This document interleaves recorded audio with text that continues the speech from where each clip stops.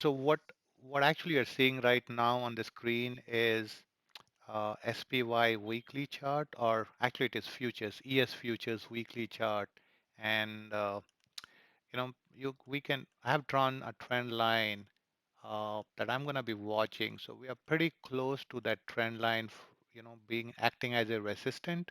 Um, but that's still to be tested. We'll see what happens. So let's go on to the daily chart. Um, we can clearly see that we have, so this resistance, probably we should test it tomorrow. It's around, um, it's going to be around this level here, which is 4,125, between 120 and 125. So that's an area that I will be watching tomorrow to see what happens if the prices gets there, and basically, is it getting accepted? Is it getting rejected? Um, so here is what happened in the last few days. If you notice, the prices were trading below this price, and we had a whipsaw February and quite a bit of March, wherein things were really hard to trade. And finally, when they broke out earlier last week, this is what we have run into. This is the result of that rally.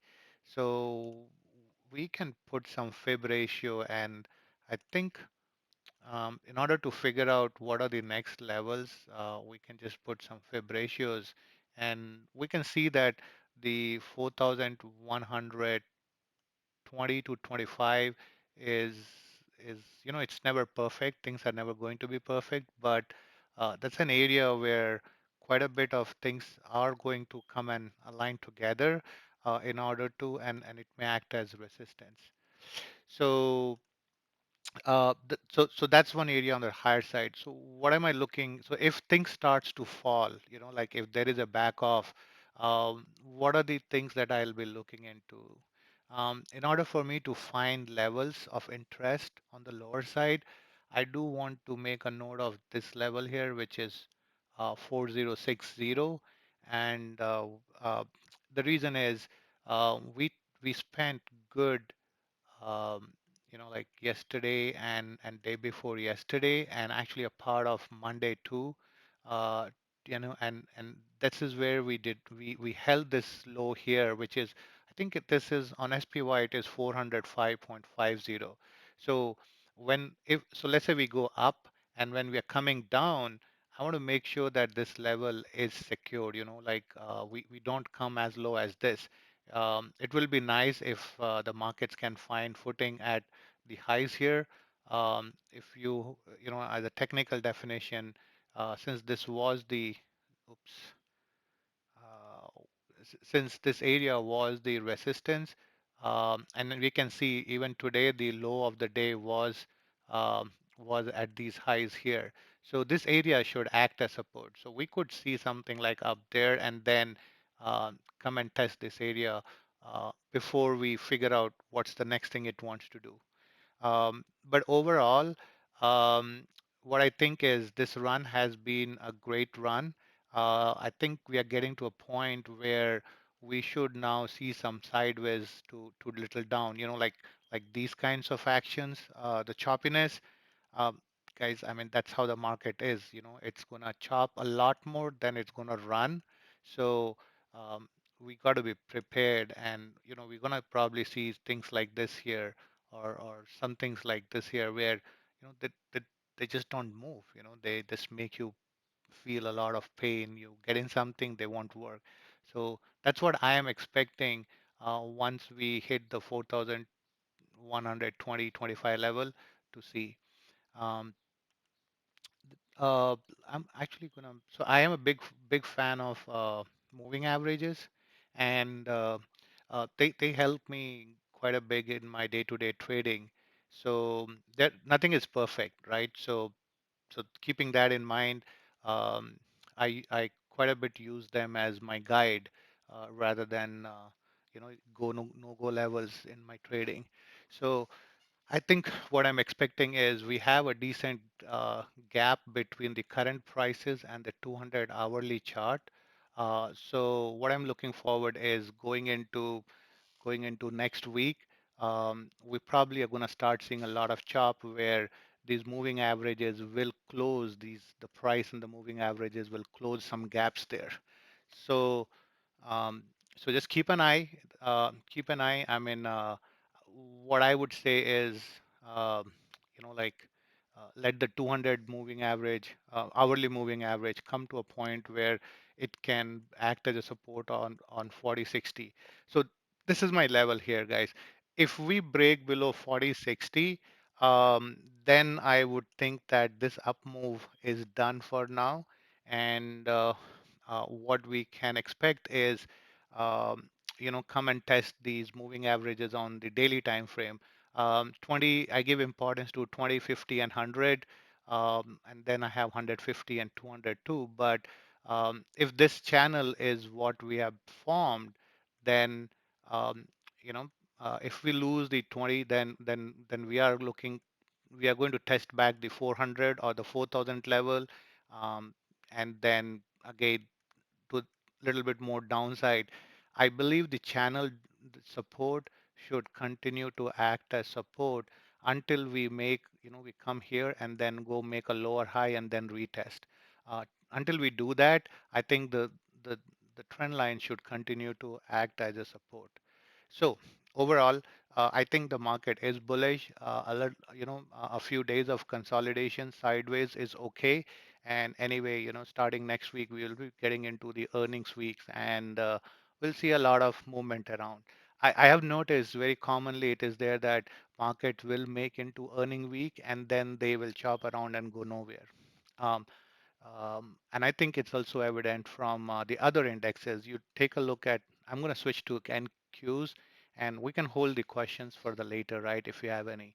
So this is NQs, and to me, this aligns quite a bit with what I'm seeing on SPY because um, um, NQs have been in my opinion, NQs have been, and I'll show you why I think NQs have had this trend line as a downtrend where they had resistance for like, I don't know, I actually lost count of all the touches you can see here. One, two, three, 4, 5, 6, and 7. Finally, on the 7th touch, it broke out, and since then, you are seeing a big rally in NQs, or basically all the tech sectors. Your Googles, Mike.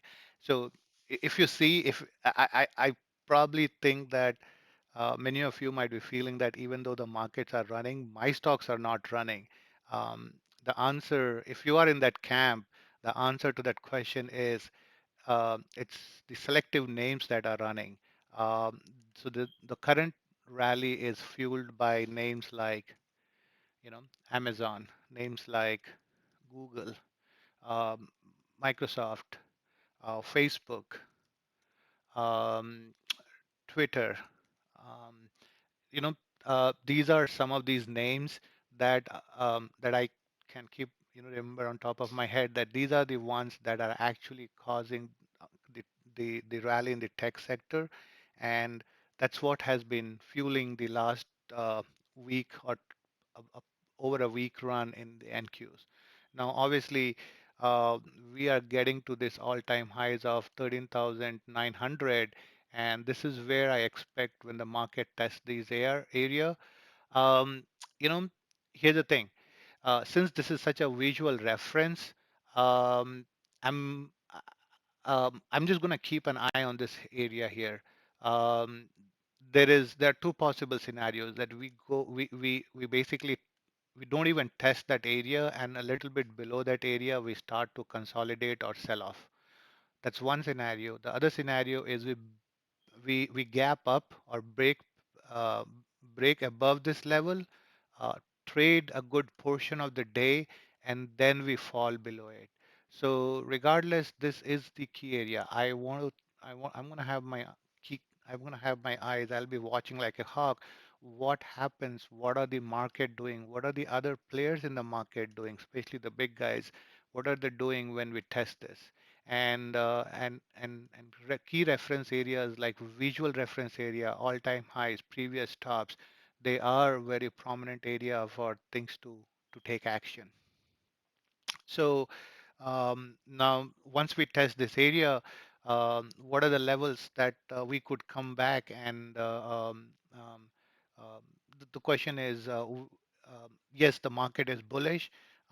What I would love to see is, like we probably make a cup and handle pattern like this, and then we break above this level. So that gives us another run that may last for 2 3 months or even more. But um, but we have to see how the pattern folds after the test happens. We could have a handle like this wherein we are trending in a channel to the downside, or maybe we just takes couple of big days and then gradually grind up. Since we are in earning season, any of these could play. Um, Very unlikely. I doubt that we blast off from here and just keep going. That's a scenario that is very less. That's not a scenario that I'm counting on in. But if that happens, um, I'll be very surprised. And if what I'll be looking for is, so let's say that there is one day where market closed above this level, right? Let's say it closed above this. I'm not going to do anything here. I'm going to still be cautious until we take out the high of this closing bar. I am not I am not confident on the close here. Things can change overnight the next day. So that is something I'll watch. Markets are notorious of, they're people who are, I mean, in the market, this is what happens. If everybody is expecting a sell-off at this level or is expecting a stall at this level, it's not going to happen. What's going to happen is it's going to get everybody that are thinking that there's going to be a sell-off. They're going to get them wrong, which means that you're going to see a move up, and when they are like all the shards, all the people who sold things off, when they realize that they are wrong, and then they try to get in, that's when things reverses. So that's in my opinion how the market psychology works. So regardless, I'll share my thoughts as we go along, but definitely this is a key area. Now, um, what happens if we get stalled here? What are we looking for? So um, definitely the closest is the 10 SMA. We have some decent gaps here, guys, right? Like usually market will make a move and then consolidate. So in order to understand what to expect, it's better I go back to my hourly charts to see where are we. And what I notice is on the hourly, yeah, the 1020 are going fine. So they're not of much significance. The 50-hour moving average is going to be your support. We already have made these lows here as our reference point. So anytime we sell off, I believe these should act as act as an area of support or area of interest for people to get in. And I wouldn't be surprised if we see that, but it may happen in a fashion or pace that these moving averages basically gets to, get closer. They bridge the gap between the current price and where the averages sits. So the larger the gap, the higher the sell-off probability becomes. Now, if you just see them in isolation, you may find, but when you put the two together, the SPY and the NQs, you will notice that um, we are not very far away on NQs. The 13,000 is only some 130 points away, which markets can gap up tomorrow and you may be there. And similarly, if you look at ES, um, come on, the 25 point that we are looking for is 30 points, right? We closed at 94 40.94, and we are looking for another 20-25 points, which is 0.5%. So it's very much doable, and when that happens, both of them will be around their resistance area. That's when the chance of working is very high. So keep that in mind. Um, Going back to NQs, and like I said, If market pulls back, the first level of interest or the first area of interest would be these lows here that the market has left as a marker, which is a little bit above 13,500. But if we break below this, that's when we would explore some lower areas of support and resistance, right? Like your 12,000, 13,300 would be one area, and and then we can keep going down. But I like to stop there. Um, so that's my view on NQs. While we are here, let's take a quick look at Russell 2000. Lately, Russell has been one of the leading indicators, in my opinion. The Russell has been a big runner. If you see, um, since the presidential elections, which is in November, somewhere around this time frame, the Russell has gained almost all thousand. Like from 1600, it has come to 2366. Um, which is pretty close to 1000 point or 800 points. That's 50% it has gained. Might be off a little bit, but that's pretty much where we are. And now what you're seeing here is on weekly chart, you can clearly see that this area where the Russells has been consolidating a bit. We had a double bottom here. That's when everything rallied up. We definitely are building a uptrend line. Um, the 2300 is acting as a resistance. So, another small week here. I don't know. We fall down and come back to the to test area, or we go up. Um, this is something that we will have to watch and see. And if Russell fails to um, if Russell fails to break we, above 2300, then the chance of it falling below is higher and coming back to 2100 is more probable. Now, obviously, among all the three indexes that we have seen so far, in my opinion, Russell is the weakest. Russell is showing signs of weakness here or a consolidation here. You can definitely see that it is trading closer to its 20 and 50, and this support line is where the 100 SMA is. So if Russell can get above the 2300 level, I would expect that we roll back to this area, and that probably will fall in an alignment with other two indexes, right? Like if they are also hitting their resistance, if they are also banging against a big wall, they're going to back off from there. And when they back off, if SPY is backing off, if QQQ is backing off, IWM is not going to be left alone. IWM will also back off. Now, obviously, I expect IWM to be backing off more than SPY and QQQ.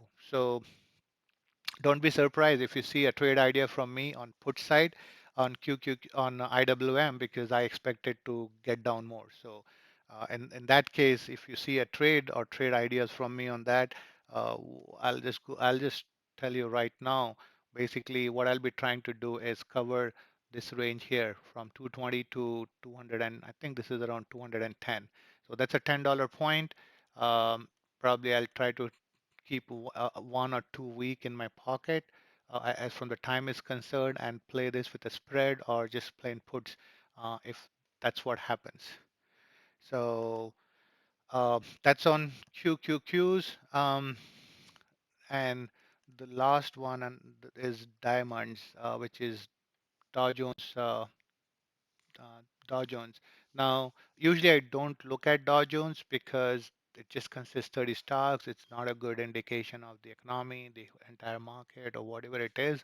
But I cannot ignore when a particular set of stocks or index is having relative strength, right?